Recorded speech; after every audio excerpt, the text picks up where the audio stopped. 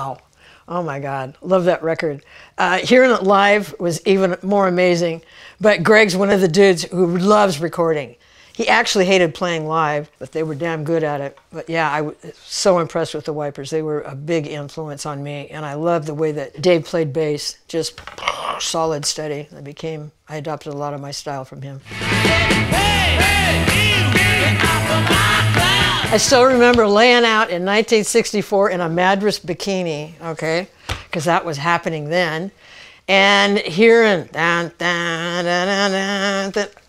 Come Over Kissin' Radio, okay, and gone, sold. And I'd actually heard of the band before because my best girlfriend was when all the British bands first were coming out, and so of course she had a British pen pal, and so we kind of got the scoop on all the stuff that just came out of Britain that Americans hadn't even heard about before. So I knew who they were, but there was something about hearing that over a transistor radio that was just one of the moments in my youth I will never forget.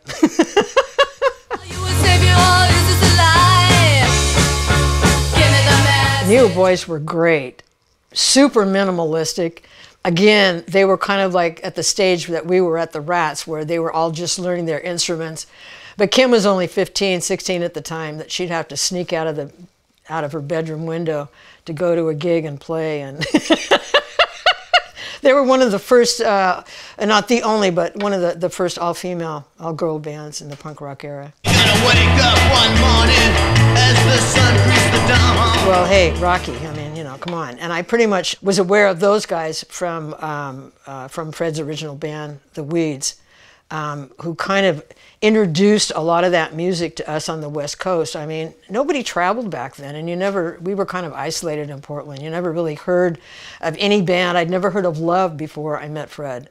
And they were centralized down in California, and the Weeds did a bunch of cover songs of their material and kind of introduced Portland to Love. And also the Fugs, they used to do I'm a Rock. Great version too. Help, I'm a rock. I can make it if I just don't see you. Oh my God.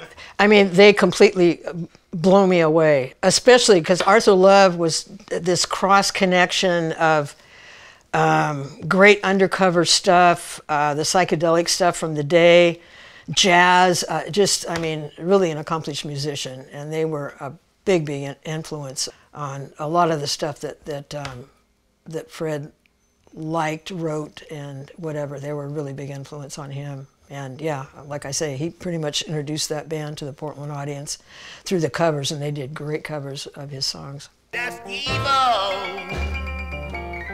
Evil. Oh, you already know me with Howlin' Wolf. Oh my God. And that's evil. Evil is going on. Yeah, I love Howlin'. Just Oh, Ural I've been completely amazed by, and I had never honestly really knew Ural, remember him from, you know, back whenever. He's been around in Portland and in the scene, but kind of just moving in different directions than the music that I grew up with and was playing myself. But yeah, he's an amazing person, and his music is wonderful. I love it, love him. Glad to see him get the local recognition that he's deserved for way too long.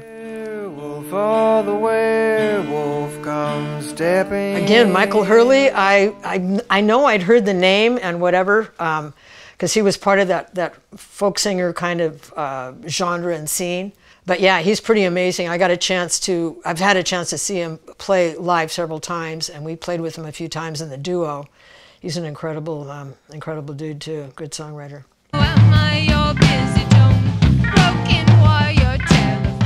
That one? The Red Album is great. I mean, I'm really happy to see it come out again. Fred wanted to redo it without all the sound effects and whatnot, but I think at some point it works best with him, which is why we decided to keep him in on the reissue. It's one I'm personally the proudest of all the things that I did. It took me many years after that to actually get better at what I do, vocals and bass included. But there's a lot of really cool songs on that, and a lot of them too.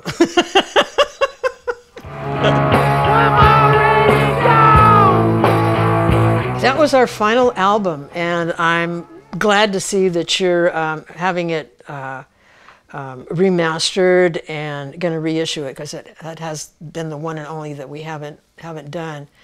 It's kind of one of Fred's darker records. It's a little melancholic. Some of the first impressions that I heard of it, especially from some of the guys in Europe who followed our career for many years, was that it was depressing, which I kind of like. I mean, I've always liked the songs that kind of put you in that melancholy state. And some of my favorite songs that Fred wrote are like My Escape, and you know, but there's some great stuff on that particular album. One of my go back to and listen to over and over again. I Walk the Fire for You, to the Point of No Return.